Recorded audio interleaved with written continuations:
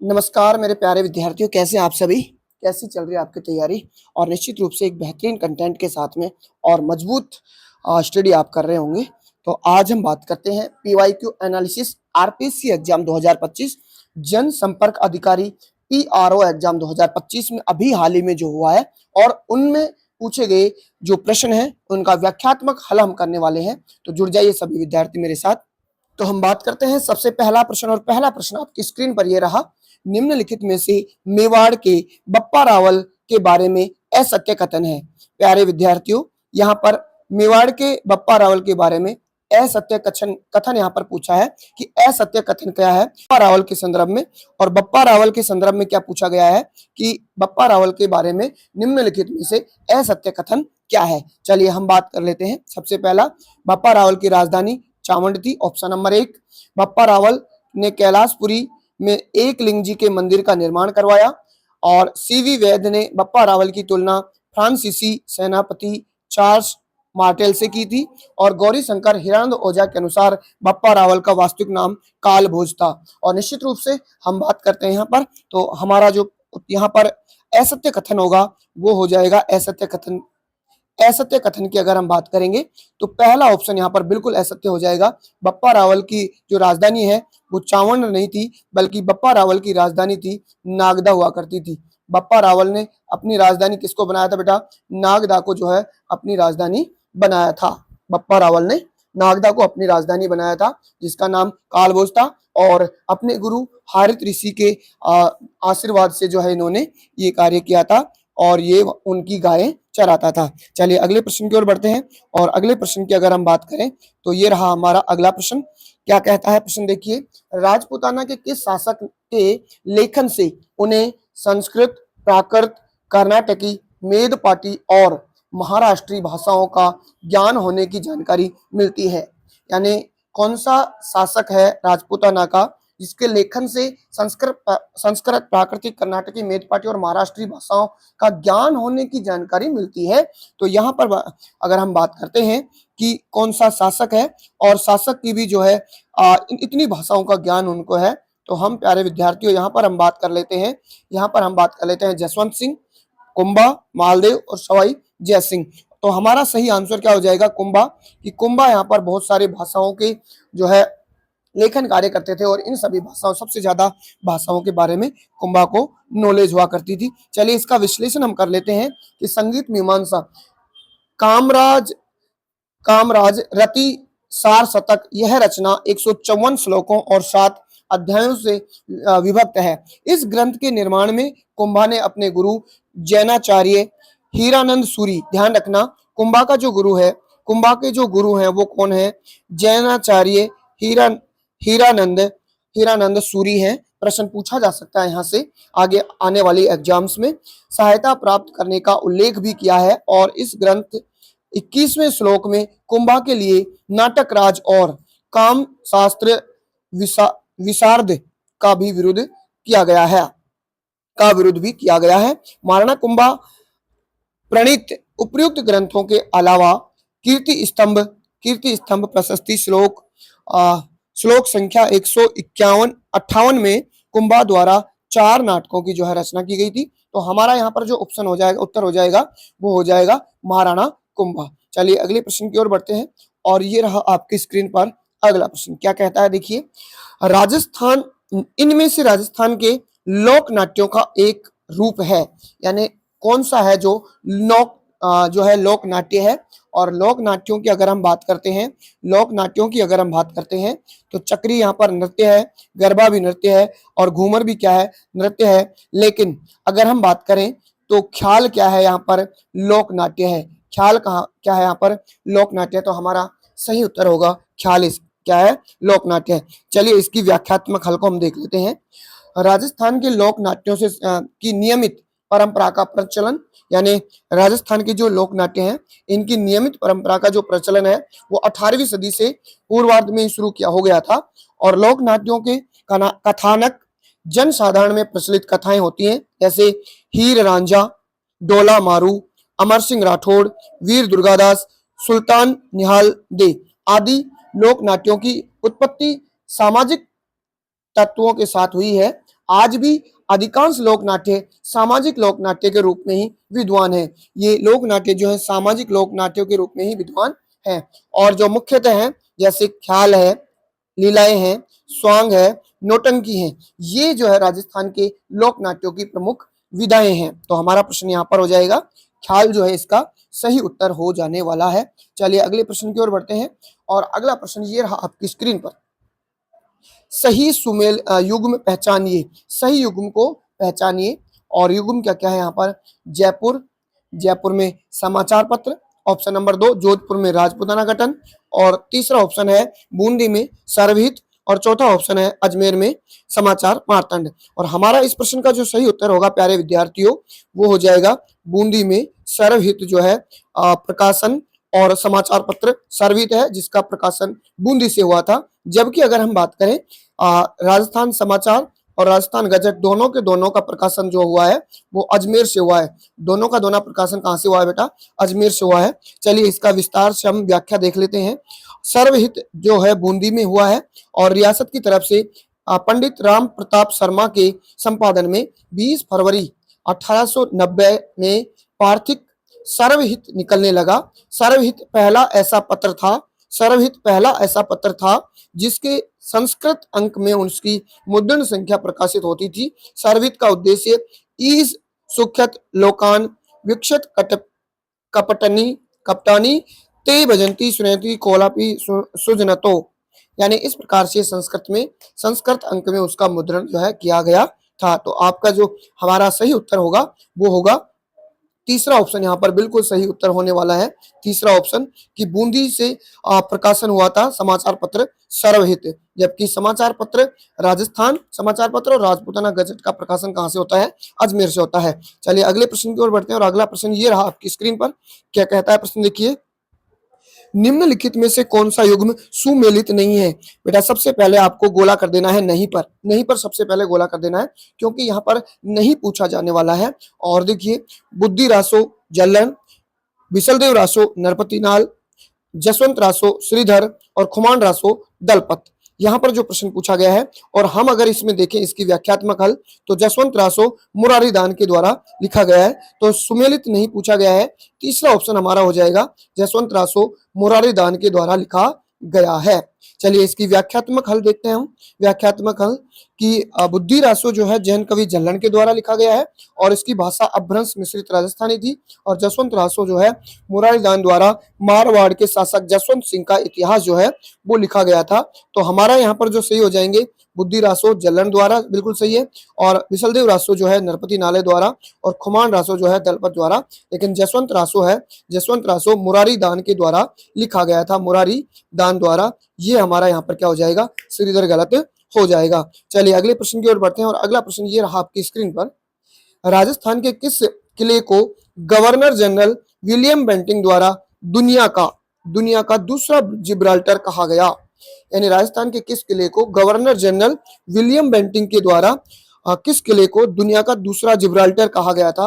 अजमेर का तारागढ़, बूंदी का तारागढ़, और सवाई माधोपुर का रणथंभौर, और जयपुर का नाहरगढ़। तो हमारा सही आंसर यहाँ पर हो जाएगा ऑप्शन नंबर ए, अजमेर का तारागढ़ जो दुर्ग है इसके बारे में जो है विलियम बेंटिंग द्वारा कहा गया था कि दुनिया का दूसरा जिब्राल्टर जो है अजमेर का तारागढ़ है। और यहीं उमादे जो है मालदेव की जो शादी होने वाली थी उमादे से, जैसलमेर के लूणकरण की पुत्री से। और उमादे जब लूणकरण मालदेव को मारना चाहता था और इसकी जानकारी जो है उन्मादे की मम्मी ने पहले ही मालदेव को पहुंचा दी थी, इसलिए इन दोनों में थोड़ा सा खटास हो गया था। सगाई होने के बाद में उमादे यहाँ से रूटकर और तारागढ़ दुर्ग में गई थी, इसलिए रूठी रानी के नाम से भी जानी गई थी। चलिए प्यारे विद्यार्थियों, इसका थोड़ा सा व्याख्यात्मक हम देख लेते हैं कि तारागढ़ दुर्ग के बारे में बिशप हैबर ने कहा है। किसने कहा है? बिशप हैबर ने कहा है। ये भी ध्यान रखना आप, किसने कहा? ये बिशप हैबर ने कहा है कि यदि यूरोपीय तकनीकी को अपनाते हुए इसका जीर्णोद्धार करवाया जाए तो यह जिब्राल्टर का दूसरा जिब्राल्टर बन सकता है। तारागढ़ को राजस्थान का जिब्राल्टर भी कहा गया है। इतिहासकार हरविलास शारदा ने अखबार उल अखियार को उद्धृत करते हुए यह तारागढ़ कदाचारी भारत का प्रथम गिरि दुर्ग भी जो है इसको बताया गया है, और यह हरिविलास शारदा ने बताया है। चलिए, तो हमारा यहाँ पर सही उत्तर हो जाएगा अजमेर का तारागढ़, अजमेर का तारागढ़। ठीक है, चलो आगे बढ़ते हैं। और ये रहा अगला प्रश्न आपकी स्क्रीन पर। विजय सिंह पथिक ने किस समाचार पत्र के माध्यम से बिजोलिया, जी हाँ, बिजोलिया कृषक आंदोलन, जो राजस्थान का सबसे बड़ा कृषक आंदोलन था, बिजोलिया कृषक आंदोलन लगभग 44 साल तक ये चला था। तो हम अगर बात करें तो बिजोलिया किसवाल आंदोलन के विख्यात किया गया था। यानी यहाँ पर ये पूछा गया है कि विजय सिंह पथिक ने किस समाचार पत्र के माध्यम से बिजोलिया कृषक आंदोलन को विख्यात कर दिया था, विश्व प्रसिद्ध कर दिया था। पहला ऑप्शन है प्रताप, दूसरा प्रभात, तीसरा नवभारत और चौथा है लोकवाणी। तो पहला ऑप्शन सही हो जाएगा। प्रताप जो है समाचार पत्र के माध्यम से बिजोलिया कृषक आंदोलन को जो है विख्यात यानी विश्व प्रसिद्ध कर दिया गया था। इसका थोड़ा सा हम बात करते हैं, अगले प्रश्न की ओर बढ़ते हैं। और अगला प्रश्न ये रहा आपकी स्क्रीन पर, क्या कहता है, देखिए प्रश्न। अजमेर से प्रकाशित समाचार पत्र त्याग भूमि, ध्यान रखिएगा, अजमेर से समाचार पत्र जो है प्रकाशित है त्याग भूमि के संपादकीय दायित्व कौन जुड़े हुए थे, यानी संपादकीय जो दायित्व थे वो किससे जुड़े हुए थे, कौन थे जुड़े हुए। अगर हम बात करें, ऑप्शन नंबर 1 है लज्जाराम मेहता, ऑप्शन नंबर 2 है पंडित सिद्धराम हड्डा, तीसरा ऑप्शन है पंडित चंद्रधर शर्मा यानी गुलेरी, और चौथा ऑप्शन है हरिभाऊ उपाध्याय। तो हमारा यहाँ पर सही ऑप्शन होने वाला है ऑप्शन नंबर 4, बिल्कुल सही हो जाएगा, हरिभाऊ उपाध्याय। और ये देखिए, हम बढ़ते हैं इसके थोड़ा व्याख्यात्मक हल देखते हैं इसका, कि त्याग भूमि का प्रकाशन 1927 में किया गया था। कब किया गया था प्यारे विद्यार्थियों? 1927 में किया गया था। विजयदशमी को शुरू हुआ था, विजयदशमी को क्या हुआ था। और संपादक पंडित हरिभाऊ उपाध्याय, संपादक कौन थे? पंडित हरिभाऊ उपाध्याय थे। और क्षेमानंद राहत थे, क्षेमानंद राहत को भी आपको याद रखना है। त्याग भूमि में गांधी के विचारों का प्रतिपादन होता था और त्याग भूमि का प्रत्येक अंक 64 पृष्ठों का हुआ करता था। ये आपको बिल्कुल ध्यान रखना है अगले एग्जाम के लिए, कि त्याग भूमि गांधी जी के विचारों का प्रतिपादन होता था और त्याग भूमि के प्रत्येक अंक में 64 पृष्ठों का क्या होता था, जो है प्रकाशन होता था। चलिए अगले प्रश्न की ओर बढ़ते हैं। और अगला प्रश्न ये रहा आपकी स्क्रीन पर। क्रिमिनल ट्राइबल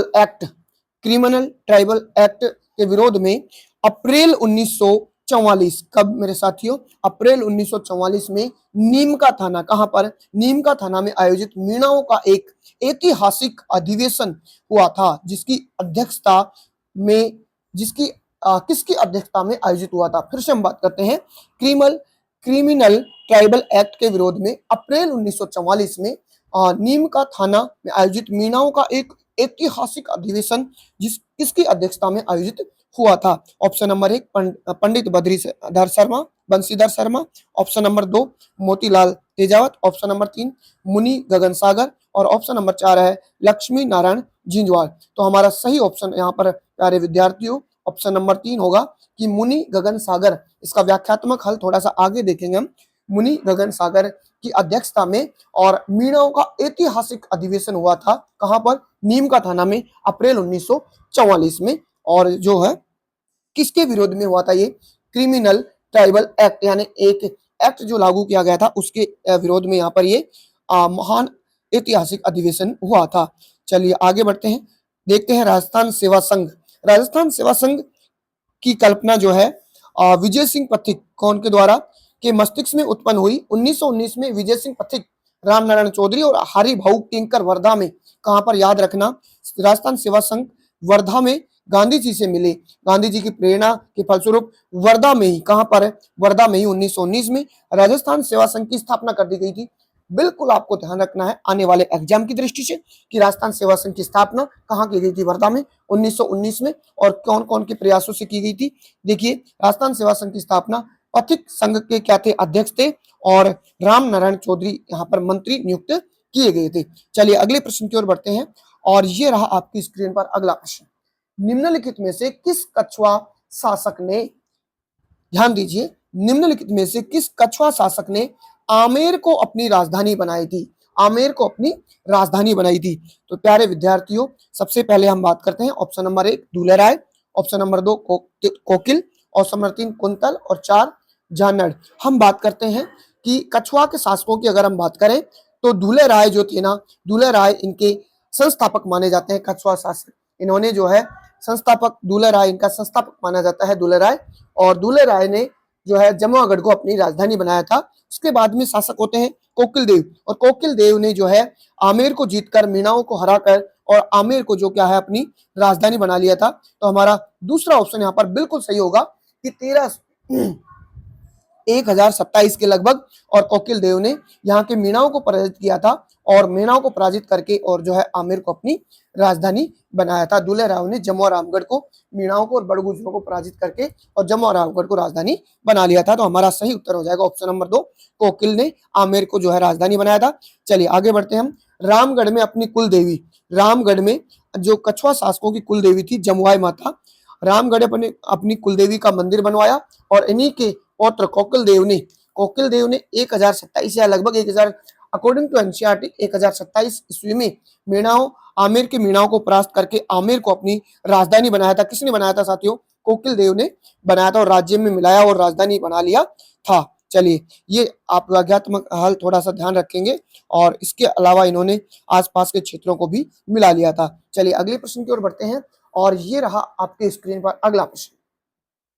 निम्नलिखित में से सुशिर वाद्य यंत्र, ध्यान दीजिए, निम्नलिखित में से सुशिर वाद्य यंत्र नहीं है। जल्दी से नहीं को गोला काला करना बहुत ज्यादा जरूरी है, क्योंकि आप सही कर बैठेंगे नहीं तो कि सुशिर वाद्य यंत्र है, और फिर बाहर परीक्षा हॉल से बाहर जाने के बाद में हम पश्चाताप करते हैं कि यार आता आता भी मुझे प्रश्न गलत हो चुका है। तो निश्चित रूप से आप सबसे पहले जो भी प्रश्न में नहीं दिया हुआ है वहां पर नहीं को गोला कर दीजिए, ताकि आपकी नजर उस पर रहेगी गोले पे कि क्या यहाँ पर पूछा गया है। तो सुशिर वाद्य यंत्र, सबसे पहले प्यारे विद्यार्थियों हम बात करते हैं सुशिर वाद्य यंत्र क्या होता है। सुशिर जो वाद्य यंत्र है वो फूंक के द्वारा बजाया जाता है, फूंक देकर बजाया जाता है। तो एक तो बांसुरी आप अच्छे से देख चुके हैं कि फूंक दे द्वारा बजाया जाता है। अलगोजा, दो बांसुरियों को एक साथ जोड़ के, और अलगोला, और इसी प्रकार से शादी में जो शहनाई बजाई जाती है वो बाहर पुंगी से लेके बैठते हैं, वो शहनाई है। तो निश्चित रूप से हमारा यहाँ पर जो उत्तर होगा कि सुशिर वाद्य यंत्र कौन सा नहीं है, तो प्यारे विद्यार्थियों सुशिर वाद्य यंत्र जो है ना, ये भपंग जो है सुशिर वाद्य यंत्र नहीं है। और ये जो भपंग है ये जो है तत्व वाद्य यंत्र है। भपंग कैसा है?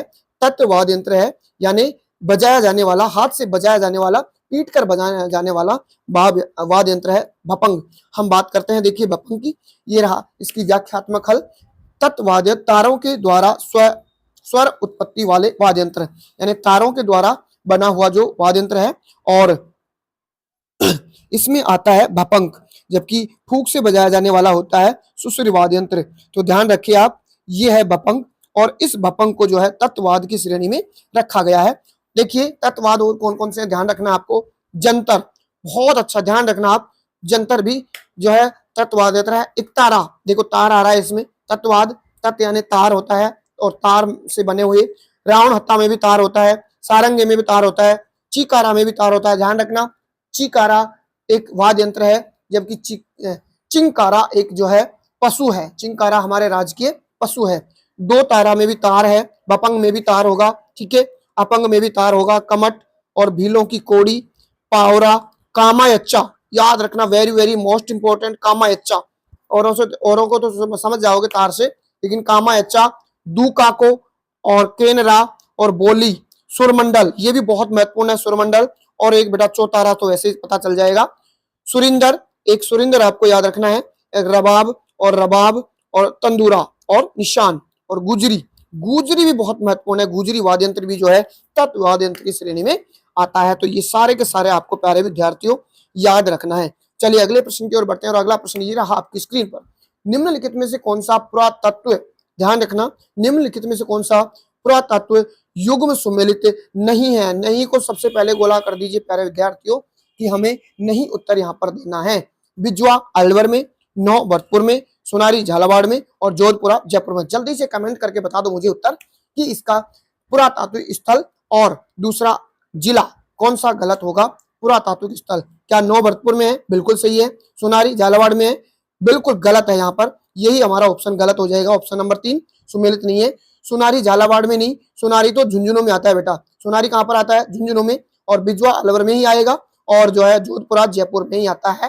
तो ध्यान रखिए, सोनारी जो है झुंझुनू में आता है। तो हमारा ऑप्शन 3 यहाँ पर सही होगा। थोड़ी सी इसका व्याख्या देख लीजिए बेटा। व्याख्या के रूप में अगर हम बात करते हैं, देखिए सोनारी कहाँ पर है? झुंझुनू में है। वर्तमान में नीमका थाना जिले की खेतड़ी तहसील में स्थित सुनारी गांव में कांतली नदी के तट पर उत्खनन में अयस्क से लोहा बनाने की भट्टियां, ध्यान रखना वेरी वेरी मोस्ट इंपोर्टेंट, कि अयस्क से लोहा बनाने की जो भट्टियां हैं, अयस्क से लोहा बनाने की भट्टियों के अवशेष कहां से मिले हैं? तो सुनारी झुंझुनू से मिले हैं। क्योंकि दूसरी यहाँ पर कांतली नदी के किनारे गणेश्वर है और उस गणेश्वर में तांबे से संबंधित है, और यहाँ पर जो है अयस्क से लोहा बनाने की जो भट्टियां हैं, ध्यान रखना लोहा बनाने की जो भट्टियां हैं वो सुनारी में मिली हैं, क्योंकि वहां पर तांबे से संबंधित गणेश्वर है। तो सुनारी जो झुंझुनू है, गणेश्वर सीकर में है और सुनारी झुंझुनू में है। सुनारी में वेरी वेरी मोस्ट इंपोर्टेंट कि अयस्क से लोहा बनाने की, अयस्क से लोहा बनाने की जो भट्टियां हैं, सीधा सा पूछा जाएगा आपसे लोहा बनाने की भट्टियां कौन सी सभ्यता? तो सुनारी सभ्यता। चलिए अगले प्रश्न की ओर बढ़ते हैं। और भारत में प्राचीनतम भट्टियां मानी जाती हैं जहां इनसे धोकनी लगाने का प्रावधान है और जिससे इन तापक्रम को नियंत्रित किया जाता था। अगले प्रश्न की ओर बढ़ते हैं। अगला प्रश्न ये रहा आपकी स्क्रीन पर। क्या कहता है अगला प्रश्न? United state of greater Rajasthan, United state of greater Rajasthan में शामिल रियासतियों की रियासत राज्यों की संख्या, यानी हमारा राजस्थान का जो एकीकरण हुआ है और राजस्थान के एकीकरण में यानी हमारा जो संपूर्ण ग्रेटर राजस्थान बृहद राजस्थान बना था, तो इसमें जो है रियासती राज्य जो है वो कितने शामिल हो चुके थे? वृहद राजस्थान, तो साथियों वृहद राजस्थान जब बना था तो चतुर्थ चरण में बना था। कौन से चरण में बना था?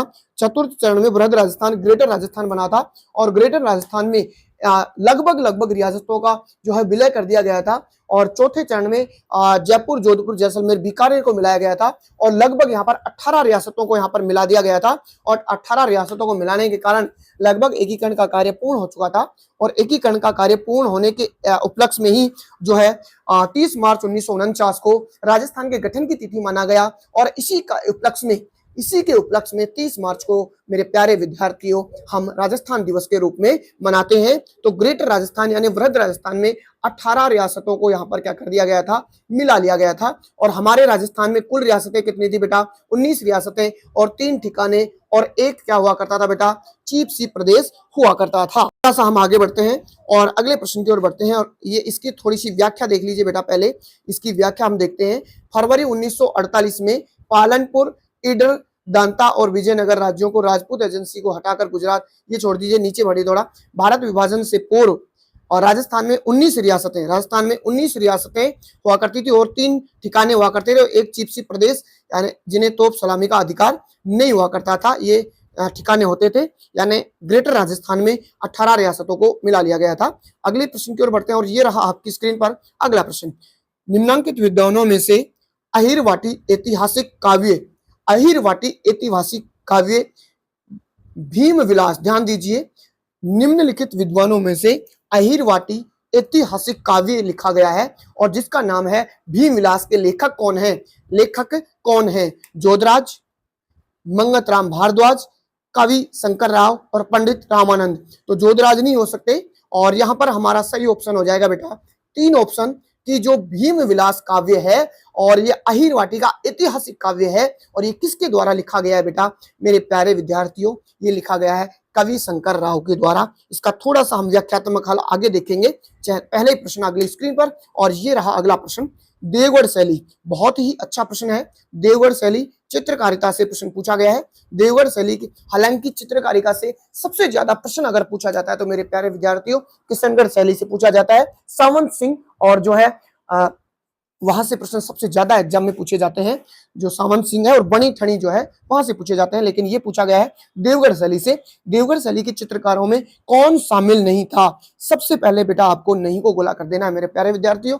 और बगता और हरचंद, कमला प्रथम और कमलादित्य, चोखा और बैजनाथ और घासीराम और तुलसीराम। तो हमारा बेटा यहाँ पर सही ऑप्शन तो क्या हो जाएगा? हमारा जो उत्तर होगा कि कौन देवगढ़ शैली के चित्रकारों में शामिल नहीं है, तो चौथा ऑप्शन बिल्कुल सही हो जाएगा, घासीराम और तुलसीराम है जो यहाँ पर देवगढ़ शैली से संबंधित नहीं है। याद रखना, घासीराम और तुलसीराम, राम देवगढ़ में नहीं होता है, राम देवगढ़ में नहीं होता है, देवगढ़ पड़ता है राजसमंद में। चलिए हम बात करते हैं इसकी व्याख्यात्मक हल की। ऐसे ध्यान रखना आपको व्याख्यात्मक हल। और ये रहा बेटिए, देखिए हाँ मेरे प्यारे विद्यार्थियों, बगता, यहाँ पर जो हम बात करते हैं कौन कौन से थे? मुख्य रूप से देवगढ़ के चित्रकार। देखो यहाँ पर लिखा हुआ है देवगढ़ के चित्रकार। बगता, चोखा, कमला प्रथम, कमला द्वितीय, बैजनाथ, हरचंद और नंगा, ये हैं जो देवगढ़ के चित्रकार हैं। तो हमारा ऑप्शन यहाँ पर बिल्कुल सही हो जाएगा। और कौन सा ऑप्शन सही हो जाएगा? घासीराम और तुलसीराम। याद रखना, राम राम देवगढ़ में शैली में उल्लेख नहीं है। चलिए आगे बढ़ते हैं मेरे प्यारे विद्यार्थियों। और ये रहा अगला प्रश्न आपकी स्क्रीन पर। United state of greater Rajasthan में शामिल रियासती राज्यों की संख्या। यूनाइटेड, ये प्रश्न हमारा हो चुका है और इसमें जो हमारा उत्तर होगा बेटा वो 18 हो जाएगा। 30 मार्च 1949 को चतुर्थ चरण जो हमारे राजस्थान का था, वृहद राजस्थान उसको नाम दिया गया था। और 4 रियासतें, सर्वाधिक क्षेत्रफल वाली रियासतों को मिलाया गया था, जयपुर, जोधपुर, जैसलमेर, बीकानेर। और लगभग एकीकरण का कार्य समाप्त हो चुका था, इसलिए 30 मार्च 1949 को राजस्थान के गठन की तिथि माना गया। और मेरे प्यारे विद्यार्थियों, इसी के उपलक्ष्य में 30 मार्च को, कौन सी मार्च को? 30 मार्च को राजस्थान दिवस बड़े धूमधाम से मनाया जाता है। चलिए अगले प्रश्न की ओर बढ़ते हैं और अगला प्रश्न ये रहा आपकी स्क्रीन पर।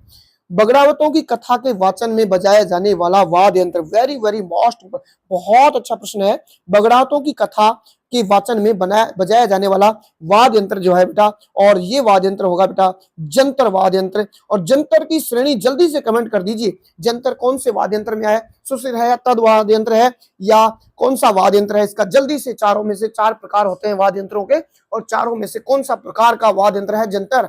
और जंतर बेटा वाद्य यंत्र यहाँ पर है। जंतर जो वाद्य यंत्र होगा तत् वाद्य यंत्र है, अभी अभी हमने बात की थी।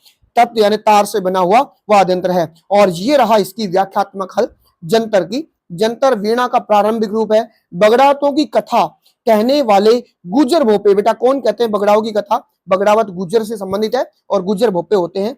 वीणा के समान 2 तुम्बों वाला वाद्य यंत्र जिसे लटकाकर खड़े हो जाते हैं और बजाया जाता है। इसमें 5-6 तार होते हैं। याद रखना, जंतर में 5 से 6 तार होते हैं। और जंतर में 14 वर्षे सुरमल्ला और मगरमच्छ की खाल से बने हुए होते हैं। सुरमल्ला और मगरमच्छ, याद रखना, मगरमच्छ और सुरमल्ला की खाल से बने हुए होते हैं। चलिए अगले प्रश्न की ओर बढ़ते हैं और अगला प्रश्न ये रहा बेटा आपकी स्क्रीन पर। क्या कहता है? देखिए प्रश्न, निम्नलिखित में से कौन सा युग्म सुमेलित नहीं है? जल्दी से बेटा नहीं को गोला कर दीजिए, नहीं को गोला कर दीजिए, क्योंकि आप यहाँ पर सही कर सकते हैं उत्तर, तो आपके गोले पर ध्यान रहेगा, नहीं पर। चलिए पहला ऑप्शन क्या कहता है? युग्म कौन सा सुमेलित नहीं है? जसनाती, पीपासर, मावजी, साबला, धन्नाजी, दुवन और सुंदरदास जी दोसा। यहाँ पर बेटा जो है इनके जन्म स्थल पूछे गए हैं कि मावजी का साबला में बिल्कुल सही है, धन्ना जी का धुवन में बिल्कुल सही है, सुंदरदास जी का दौसा में बिल्कुल सही है। लेकिन बेटा जसनाथ जी का पीपासर में, तो पीपासर में जसनाथ जी का ये ऑप्शन हमारा क्या हो जाएगा? गलत हो जाएगा। और इसका अभी थोड़ा सा हम व्याख्यात्मक हल आगे देखते हैं। तो हमारा यहाँ पर जो सुमेलित युग्म नहीं होगा वो जसनाथ जी, पीपासर नागौर में पड़ता है और वहां पर पीपासर में जसनाथ जी का नहीं था। जसनाथ जी का संबंध बीकानेर से है। चलिए ये रहा अगला प्रश्न आपकी स्क्रीन पर। क्या कहता है बेटा अगला प्रश्न? देखिए, भरतपुर संग्रहालय में सुरक्षित यक्षिणी बेटा, भरतपुर संग्रहालय में सुरक्षित यक्षिणी की प्रतिमाएं किस काल से संबंधित हैं? बहुत ही गूढ़ प्रश्न है, बहुत ही ज्यादा गूढ़ प्रश्न है कि यक्ष और यक्षिणी जो है इनकी प्रतिमाएं भरतपुर संग्रहालय में जो सुरक्षित रखी गई हैं वो किस काल से संबंधित हैं? बेटा ये जो है ये शक कुषाण काल से संबंधित हैं। कौन सा होगा? शक कुषाण काल से संबंधित है जो यक्ष यक्षिणी की प्रतिमाएं हैं। सीधा सा ध्यान रखना, आगे के एग्जाम में ये प्रश्न पूछा जा सकता है। अभी मैं आपको इसका व्याख्यात्मक हल जरूर बताने वाला हूं। तो देखिए बेटा ये व्याख्यात्मक हल देख लीजिए कि नोह, आघापुर, वीरावई, सोगर और वीरनगर आदि स्थलों से प्राप्त यक्ष यक्षिणी की लगभग आधी दर्जन मूर्तियां भरतपुर संग्रहालय में सुरक्षित हैं, जो कि किससे काल से संबंधित है बेटा? किस काल से संबंधित है? शुंग कुषाण काल से संबंधित है। ये मैं नहीं कहता, ये प्रमाण आपके साथ में मैं दे रहा हूं और ये इस प्रकार से मिली हुई है। वीरावसई में मिली यक्ष प्रतिमा में बाई और नीचे ऊपर कमर लटकती हुई खड़गी वीर भाव का प्रतीक द्योतक है। आपको सीधा याद रखना बेटा कि भरतपुर संग्रहालय में जो यक्ष यक्षिणी की मूर्तियां हैं ये शुंग कुषाण काल की हैं। चलिए अगले प्रश्न की ओर बढ़ते हैं और ये रहा बेटा बहुत ही बेहतरीन और शानदार प्रश्न। राजपुताना मध्य भारत सभा। प्रश्न क्या पूछा गया है? राजपुताना मध्य भारत सभा का तीसरा अधिवेशन, 3 अधिवेशन हुए हैं बेटा इसके, 3 अधिवेशन हुए हैं। और तीसरा अधिवेशन किस स्थान पर हुआ है, तीसरा अधिवेशन किस स्थान पर हुआ है, तो इसका सही उत्तर हो जाएगा बेटा अजमेर। इसका सही उत्तर क्या हो जाएगा, अजमेर। अजमेर में जो है इसका राजपूताना मध्य भारत सभा का, और इसका मुख्यालय भी इस समय अजमेर में ही रखा गया था। मध्य भारत राजपूताना मध्य भारत का मुख्यालय भी इस समय अजमेर में ही, जब अधिवेशन हुआ था तीसरा, तो मुख्यालय भी अजमेर में ही रखा गया था। चलिए हम आगे बात करेंगे व्याख्यात्मक हल। और ये रहा वो प्रश्न जो मैं आपको पीछे बताया था मैंने कि नीमका थाना में नीमका थाना में जो मीणाओं का एक ऐतिहासिक जो है सम्मेलन करवाया गया था, मुनि मगन सागर की अध्यक्षता में अप्रैल 1944 में ये प्रश्न पूछा जा चुका है। और इसकी अध्यक्षता में नीमका थाना में मीणाओं का एक बड़ा सम्मेलन हुआ था, और वो मीणा सुधार समिति को लेकर उसकी स्थापना, वहां पर मीणा सुधार समिति की स्थापना की गई थी। और विरोध था जो हमने प्रश्न में देख लिया कि किसके विरोध में किया गया था। चलिए अगला प्रश्न एक और जो आपके सामने आया था कि जो मध्य भारत, यही वाला प्रश्न अभी मैं जो बात कर रहा था, राजपूताना मध्य भारत सभा का तीसरा अधिवेशन जो है वो कहां पर हुआ था, तो देखिए मार्च 1920 में इसका तीसरा जो मध्य भारत मध्य सभा जो है, और उसका तीसरा अधिवेशन 1920 में, और ये जमुना लाल बजाज की अध्यक्षता में, तीसरे अधिवेशन की अध्यक्षता किसने की बेटा, जमुना लाल बजाज की अध्यक्षता में मेरे प्यारे विद्यार्थियों की गई थी। और कहाँ की गई थी, ये रहा अजमेर, अजमेर में संपन्न हुआ। और इसका मुख्यालय भी जो रखा गया था वो क्या रखा गया था बेटा, अजमेर रखा गया था। और इसका चौथा जो सम्मेलन हुआ बेटा 1920 में, चौथा जो अधिवेशन हुआ था वो नागपुर में हुआ था। चौथा अधिवेशन कहाँ हुआ बेटा, नागपुर में हुआ है। और इसके जो अध्यक्ष हैं वो नरहरि चिंतामणि केलकर को जो है निर्वाचित हुए थे। चलिए इस प्रकार से तीसरा अधिवेशन अजमेर में, और चौथा अधिवेशन जो है इसका नागपुर में 1920 में हुआ था, और उसके अध्यक्ष नरहरि सिंह थे, और तीसरे अधिवेशन के अध्यक्ष थे जमुना लाल बजाज। चलिए हम बात कर लेते हैं पीपासर की। अभी जो आया था पीपासर, और पीपासर जो है जंबेश्वर, संत जंबेश्वर का जन्म स्थल है पीपासर, संत जंबेश्वर का जन्म स्थल है पीपासर, ना कि, और वो हमारा जो गलत उत्तर था जसनाती, जसनाती बीकानेर से संबंधित है, और पीपासर जो है नागौर संबंधित है। तो जंबेश्वर, गुरु जंबेश्वर, संत जंबेश्वर जो है जम्बोजी है, जाम्बोजी जिसको कहते हैं, इसके संबंध है पीपासर से, जन्म हुआ था पीपासर में। और हमारा ये प्रश्न हो जाता है, इसके पिता हैं जो लोहाट हैं, और माता इसकी हंसा देवी, इनकी हंसा देवी है। और गुरु गोरखनाथ है, यानी जाम्बेश्वर जो है संत जाम्बेश्वर, इनके गुरु कौन है, गोरखनाथ हैं। तो इस प्रकार से हमारे ये व्याख्यात्मक प्रश्न आपके सामने आ जाते हैं। और हमने बात की थी PYQ RPSC एग्जाम जो अभी हाल ही में हुआ है, जनसंपर्क अधिकारी PRO एग्जाम 2025। कैसी लगी मेरे प्यारे विद्यार्थियों आपको क्लास, और कैसा लगा व्याख्यात्मक हल। आगे की प्रतियोगी परीक्षाओं में निश्चित रूप से इससे संबंधित प्रश्न जरूर पूछा जाएगा, तो आप इसको संपूर्ण वीडियो को जरूर देख लें। और अगर आपको बहुत अच्छी लगी है कमेंट करके बताएं, और अगर आपको बहुत अच्छा लगा है तो लाइक करें, सब्सक्राइब करें यूट्यूब चैनल अपनी खोज को, अरे अधिक से अधिक विद्यार्थियों तक शेयर करें। धन्यवाद मेरे प्यारे विद्यार्थियों, इसी प्रकार की क्लास लेकर मैं आपके सामने उपस्थित रहूंगा। धन्यवाद।